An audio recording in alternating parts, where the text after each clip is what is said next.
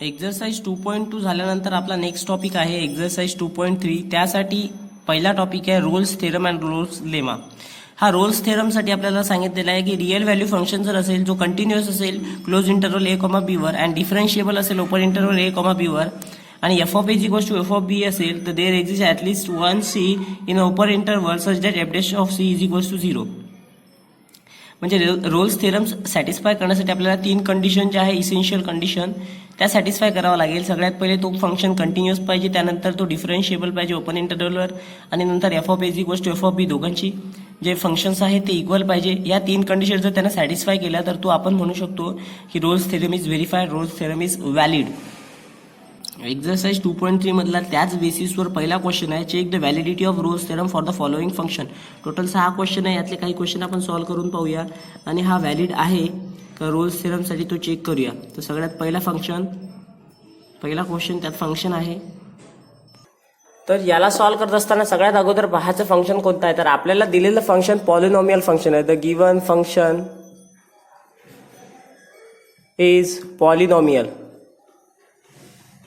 Polynomial असेल तर it is continuous and डिफरन्शिएबल.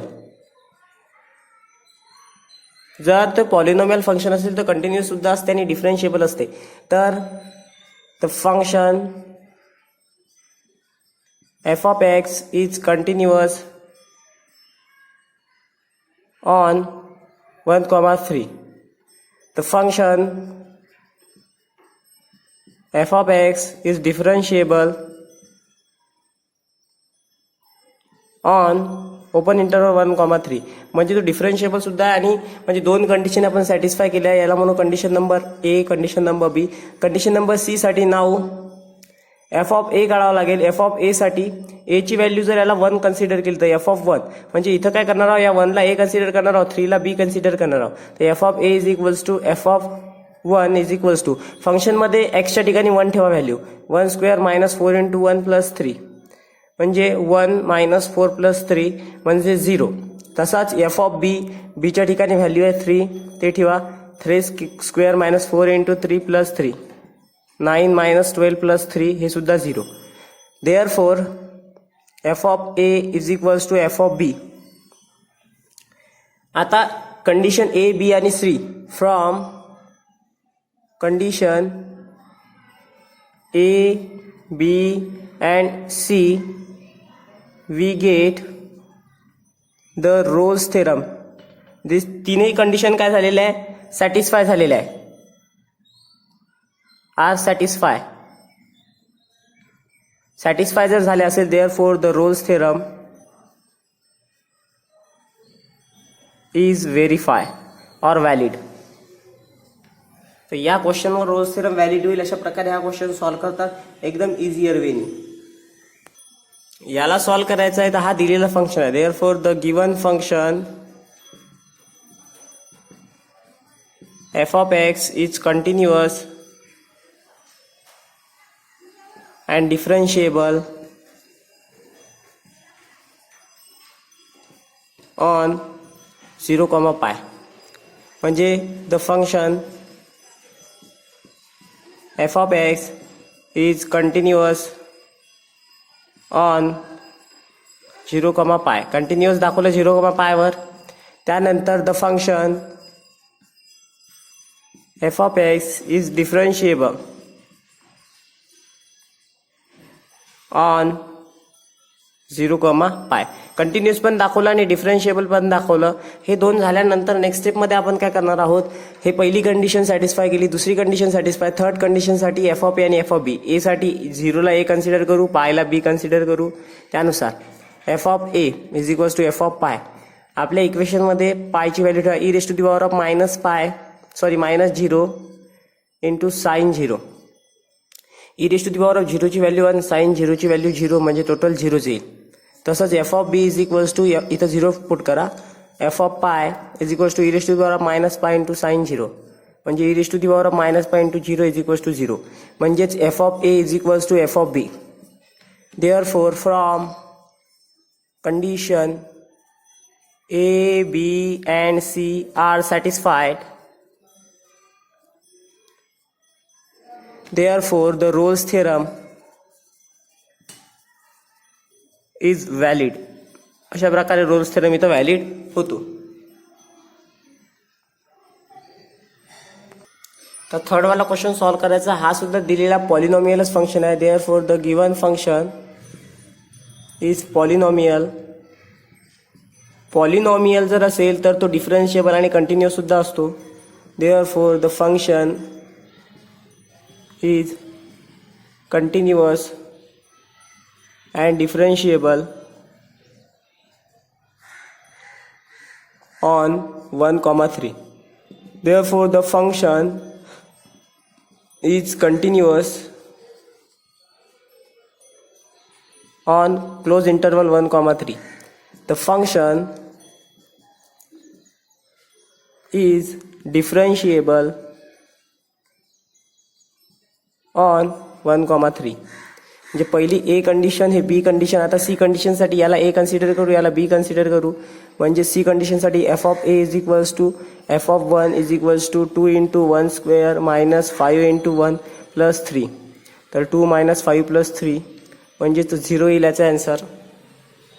Similarly F of बी साठी एफ ऑफ 3 2 × 3² - 5 × 3 + 3. 2 × 9 - 15 + 3 18 - 15 + 3. तर याची व्हॅल्यू काय येईल. 18 मधून जर 15 गेले तर 3 + 3 = 6. एफ ऑफ बी म्हणजेच F of A is not equals to F of b. Therefore the conditions for Rolle's theorem is not satisfied. Condition satisfy नाही आहे. therefore the Rolle's theorem is not valid. जर कंडिशन सॅटिस्फाय झाले नाही तर Rolls theorem valid होणार नाही. याला solve करायचं आहे. तर याला सॉल्व्ह करत असताना the given function is continuous and differentiable on 0,2 pi. Similarly, the given function is continuous on 0,2 pi. The given function is differentiable on 0,2 pi.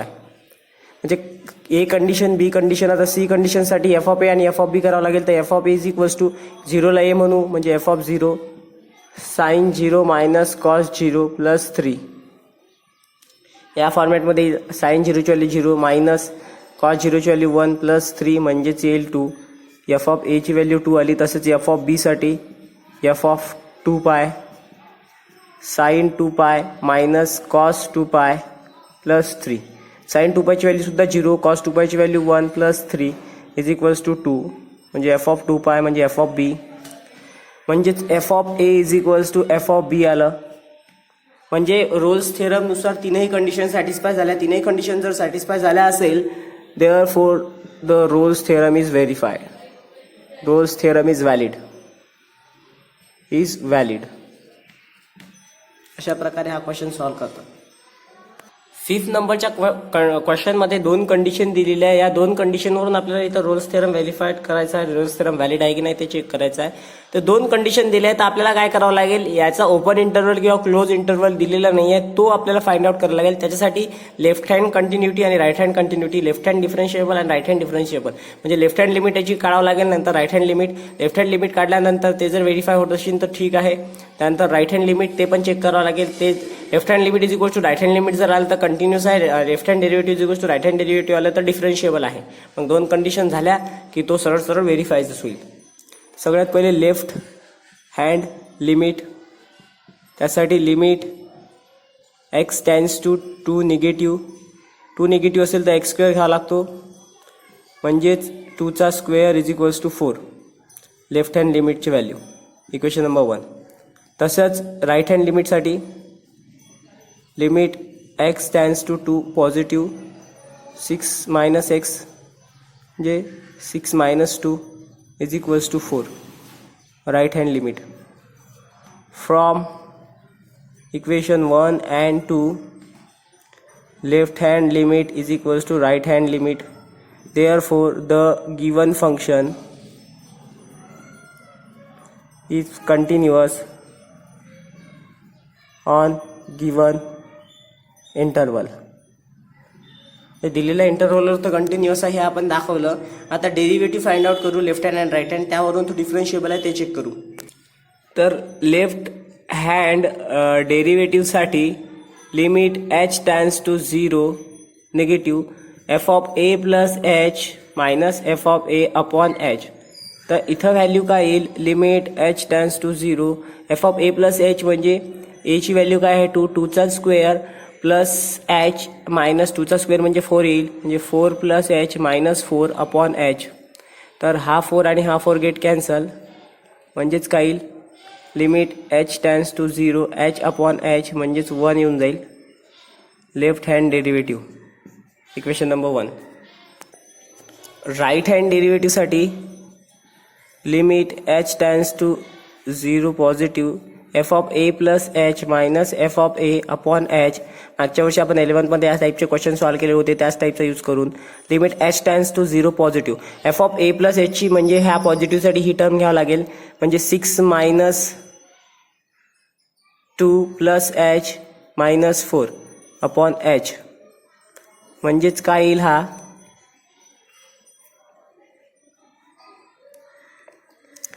Right hand derivative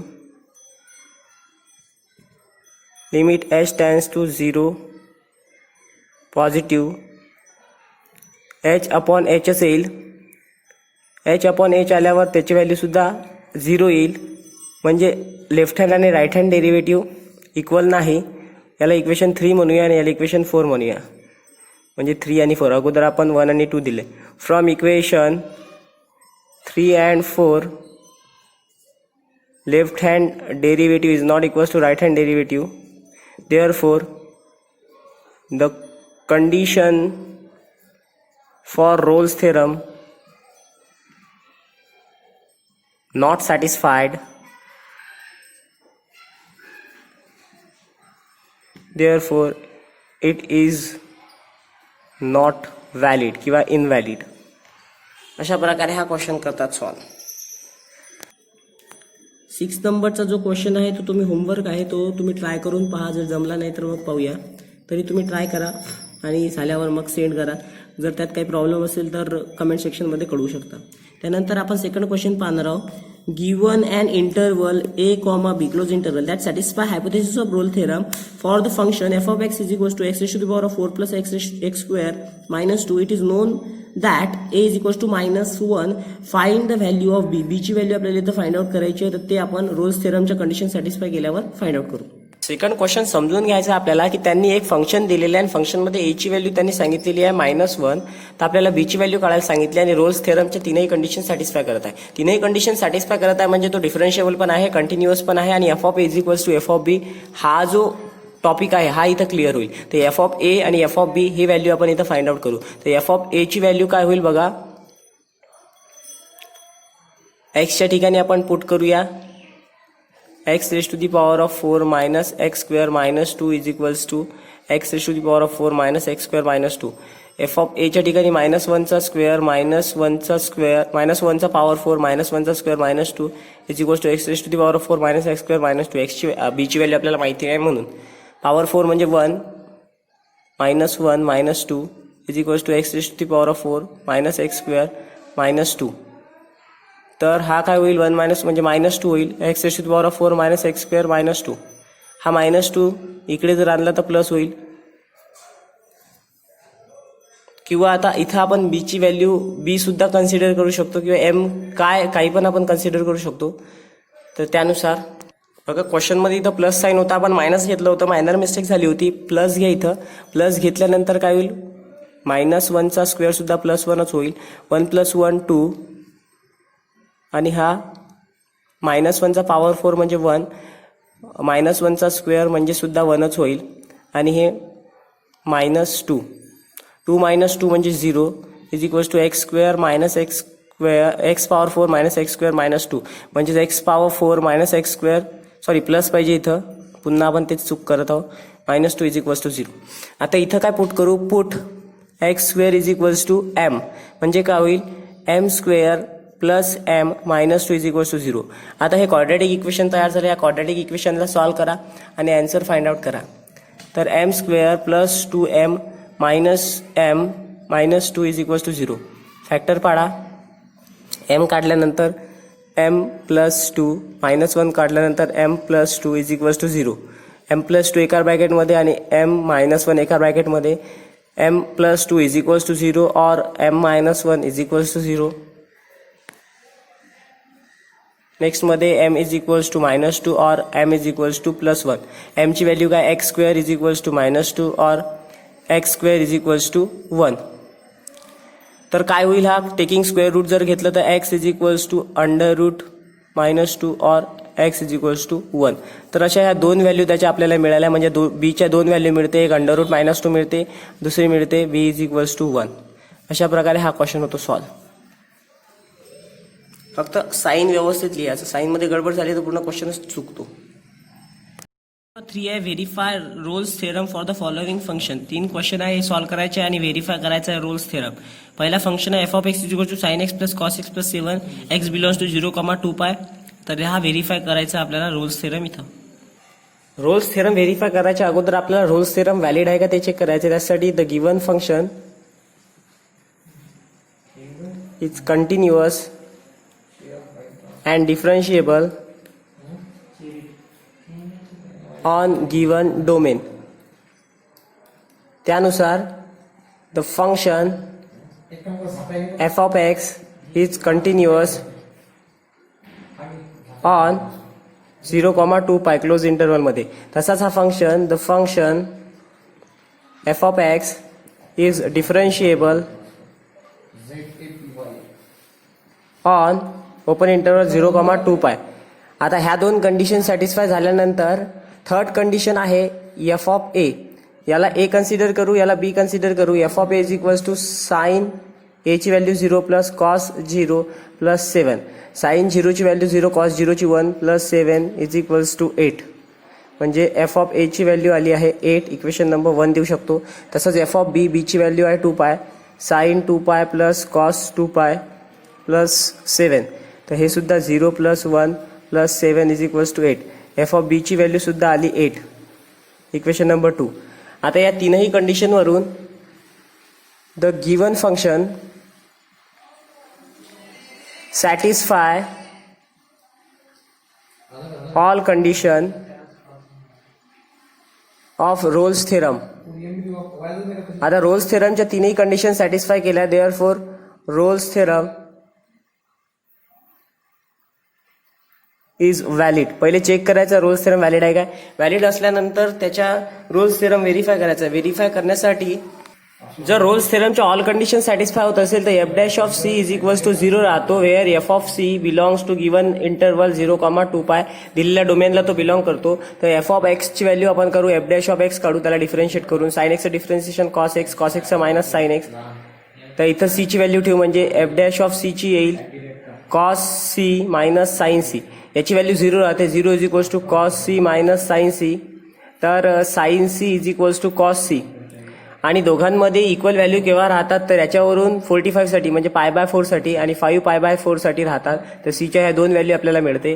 अशा प्रकारे इथं रोल्स थेरम होतो व्हेरीफाय. सेकंड क्वेश्चन त्यातला solve करायचा, Rolle's theorem verify करायचा आहे. तर given function F of X is continuous and differentiable on domain काय आहे, गिवन डोमेन, त्या डोमेनवर ते डिफरन्शिएबल आहे. Therefore the function F of X is continuous on 0,2π close interval. तसेच the given function F of x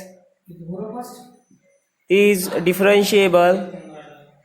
डिफरन्शिएबल राहणार आहे तो ऑन क्लोज इंटरवल, ओपन इंटरवलवरून 0,2π. ह्या दोन कंडिशन सॅटिस्फाय झाल्या. थर्ड कंडिशनमध्ये एफ ऑफ ए ची व्हॅल्यू 0 आणि बी ची व्हॅल्यू 2π जर कन्सिडर केली तर साइन 0/2 म्हणजे साइन 0 येईल. साइन 0 ची व्हॅल्यू 0. तसेच एफ ऑफ बी ची value sine 2π/2. 2 two get cancel तर हे येईल साइन पाय. साइन पायची व्हॅल्यू सुद्धा 0 म्हणजे F of A is equals to F of b. Therefore, the given function satisfy all condition of Rolle's theorem. Rolle's theorem च्या सगळ्या condition जर सॅटिस्फाय करत असेल, therefore the given function is valid राहणार आहे. Valid असल्यानंतर जर रोल्स थेरमच्या कंडिशन सॅटिस्फाय होते तर एफ डॅश ऑफ सी ची व्हॅल्यू 0 राहते. आपला फंक्शन रोल्स थेरम सॅटिस्फाय करतो. रोल्स थेरम जर सॅटिस्फाय करत असेल तर C belongs to given interval 0,2π. त्याच्यावर जर तो करत असेल तर एफ डॅश ऑफ सी ची व्हॅल्यू 0 राहते. याला त्याचं इक्वेशन नंबर 1. आता एफ डॅश ऑफ एक्स काढायचं, त्यासाठी कॉस x/2 आणि x/2चं डिफरन्सिएशन अगेन 1/2 म्हणजे 1/2 इंटू कॉस x/2 आपल्याला मिळेल. आता एफ डॅश ऑफ सी जर काढायचं असेल तर 1/2 इंटू कॉस c/2 हे कंडिशन आपल्याला मिळेल. एफ डॅश ऑफ सीची value 0 into 1/2 into cos c/2. तर यावरून इकडे जर पाठवलं तर ते काय होईल, cos c/2 is equals to 0. आता कॉसमध्ये कोणत्या अँगलची व्हॅल्यू 0 राहते तर ती सी ची व्हॅल्यू राहणार आहे 0. पायसाठी 2π साठी 3π साठी अशा व्हेरियस फंक्शनसाठी राहणार आहे. अशा प्रकारे इथं रोल्स थेरम होईल व्हेरीफाईड. त्यातला थर्ड क्वेश्चन आहे ज्यामध्ये आपल्याला इथं चेक करायचं आहे की रोल्स थेरम चेक होत असेल, व्हेरीफाय करायचा रोल्स थेरम. त्यानुसार the given function is continuous and differentiable on given domain. जो दिलेला डोमेन आहे त्यावर तो कंटिन्युअस आणि डिफरन्शिएबल असेल. Therefore the function F of X is continuous on 1,4. तसाच the given function F of X is differentiable on open interval 1,4. त्यानुसार आता हे दोन कंडिशन जर झाल्या तर थर्ड कंडिशनसाठी एफ ऑफ ए ची व्हॅल्यू, एफ ऑफ ए म्हणजे याला ए कन्सिडर करू याला बी कन्सिडर करू, तर एफ ऑफ ए मध्ये एफ ऑफ 1 टाकावं लागेल म्हणजे 1 स्क्वेअर मायनस 5. एक्सच्या ठिकाणी 1 पुट करू प्लस 9. 1चा स्क्वेअर 1 मायनस 5 प्लस 9 तर हा येईल -4 प्लस 9 म्हणजेच आपल्याला 5 मिळेल. एफ ऑफ ए ची व्हॅल्यू 5 मिळाली. इक्वेशन 1 म्हणू शकतो. तशीच एफ ऑफ बी म्हणजे एफ ऑफ 4 तो म्हणजे 4 square minus 5 into 4 plus 9. 4 square 16 minus 20 plus 9 तर 16 मधून गेले तर हे -4 प्लस 9 इज इक्वल्स टू 5 म्हणजे एफ ऑफ बी ची व्हॅल्यू सुद्धा 5 आली. इक्वेशन नंबर 2 म्हणजे F of A is equals to F of B आला. म्हणजे यावरून all conditions are satisfy therefore Rolle's theorem is valid. Rolle's theorem valid आल्यानंतर आपल्याला चेक करायचं आहे की हा व्हेरीफाय होते का नाही होत. व्हेरीफाय होण्यासाठी एफ डॅश ऑफ सी ची व्हॅल्यू 0 कन्सिडर करायची. तर रोल्स थेरम मध्ये एफ डॅश ऑफ सी ची व्हॅल्यू 0 कन्सिडर करायची आणि सी बिलॉंग करत आहे आपल्या त्याच इंटरवलला 1,4 ला. त्यानंतर f dash of x find out करू म्हणजे 2x प्लस 5. इथं f dash of C is equals to 2c plus 5. याची व्हॅल्यू 0 आहे. 2c प्लस 5 हा 5 इकडे प्लस आहे, इकडे जाऊन -5 इज इक्वल्स टू 2c आणि सॉरी इथं -5 पाहिजे. -5 इथं पण -5 आणि इथं पण -5 कारण की इथं मायनस आहे म्हणून. तर हा -5 आणि +5 येईल आणि सी ची व्हॅल्यू 5/2. अशा प्रकारे रोल्स थेरम व्हेरीफाय होतो. क्वेश्चन नंबर 3 सुद्धा होतो यातला सॉल्व. 3 क्वेश्चन या पार्टमध्ये आपण सॉल्व्ह केलेले आहे. उरलेले जे 4, 5, 6 आणि 7 उरलेले 4 क्वेश्चन आपण पुढच्या पार्टमध्ये सॉल्व्ह करू 2.3 चा. रोल्स थेरम व्हेरीफाय करू आणि लॅंगरहॅन्स मीन व्हॅल्यू थेरम LMVT हा सुद्धा पुढच्या पार्टमध्ये पाहूयात.